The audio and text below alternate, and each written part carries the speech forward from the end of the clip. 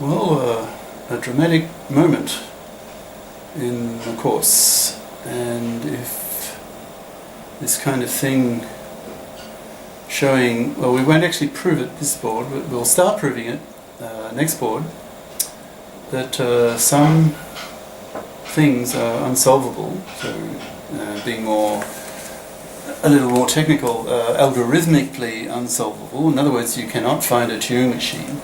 You can't find an algorithm, because an algorithm is a Turing machine, that can solve your problem.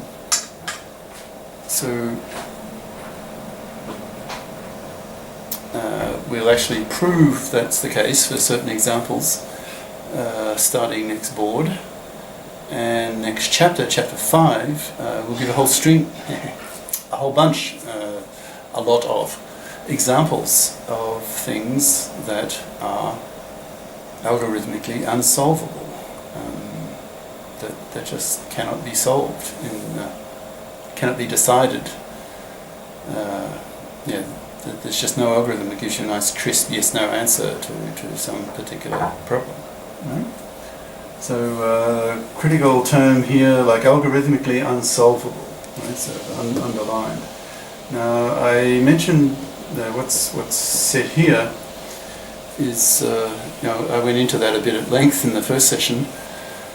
No matter how impressed you are by today's computers, or even far more so, future computers as they become massively intelligent, you need to balance that sense of awe, AWE, of just how incredibly intelligent they will become in the future, with virtually unlimited memory and thinking a million times faster. Always very, I can't really say positive because it's such a threat, awe-inspiring power that these machines will have. You need to offset that, balance it with the realization, the philosophical awareness, if you like, of this concept of algorithmic unsolvability that we will be studying soon. So it's deep, it's profound.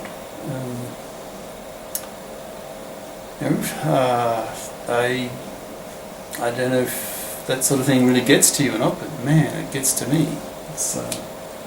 That's heavy stuff. All right. So the lesson from this concept is that computers, they're limited in a really fundamental way. There are things that they just can't do. Right? Okay. So now most until we get towards the very end of this session, most of it is really just commentary, remarks, a kind of lead-in to what's coming. So one interesting question is, well, if there are problems that are unsolvable in a sense, that there's no algorithm that can solve them, well, just what kind of problems are like that? Okay, are they problems that are really esoteric? They exist only in the minds of theorists or something. They're unworldly. They're not of much concern to the man in the street, so to speak. The answer is no. I mean, there are some very ordinary, day-to-day type problems that can be shown. Problems that people really want to solve. Really practical, pragmatic, important, financially important type problems that people really want to solve, but computationally unsolvable. Okay? So they're not esoteric. Some are, of course. Some problems are quite esoteric, but others are very practical, real-world type problems, but still unsolvable. Computationally, or effectively the same, algorithmically. Hence, Turing machine, because an algorithm is a Turing machine. An algorithm is what a Turing machine does. Unsolvable. All right. So now we're going to focus a little bit more on a certain kind of unsolvable problem. I'll keep doing that more and more until we come to our first example and actually prove it but we won't get to the proof on this board. Have to wait for the next session, the next board, so it'll be a day away. Well, for me.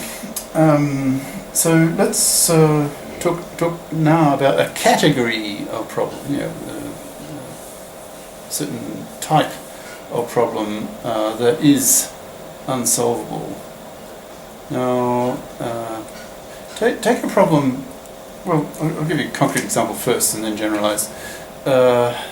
You may have heard of the concept of software verification. Now, there's a lot of research going into that problem. And what is it? Well, it's trying to prove that you can write software that actually does what it's supposed to do. So maybe some client, say you're in a business, some client gives you specifications on software that client wants written. Right? It has to do this. So a list of specifications. And wouldn't it be nice if you could then prove that the software you've written meets those specifications? So if you can somehow formulate mathematically very precisely the program that gets written, formulate very precisely mathematically the specifications that get written, and then prove mathematically that the program satisfies the specifications. So if that can be done mathematically, then maybe you can automate it, just put it in a program.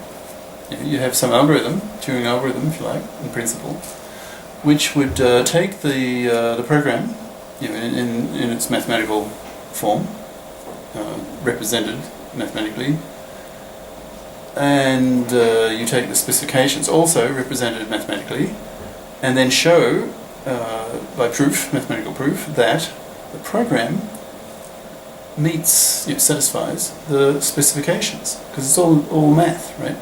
Wouldn't that be nice? Well, it can't be done. Well, aspects of it can be done, and that's where the research goes on, of course. But in principle, can't be done.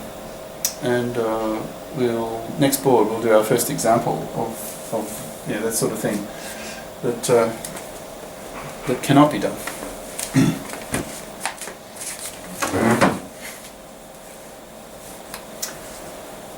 Alright, so sort of same here. So you take these two objects. One is the mathematical specification of the program, the representation of the program, and the other is the mathematical representation of the specifications, the list of tasks, or the task that the program has to execute. Okay? And then you feed them both into a program computer, and to verify, to show that the program is actually correct. Correct meaning that it performs the task, by definition. Okay, but so the general problem of SW, software verification, in other words, verifying or checking or proving that the program actually does what it's supposed to do. That is not solvable, which I put in rectangle by computer. Now a bit more comment, and then we start getting a bit more concrete.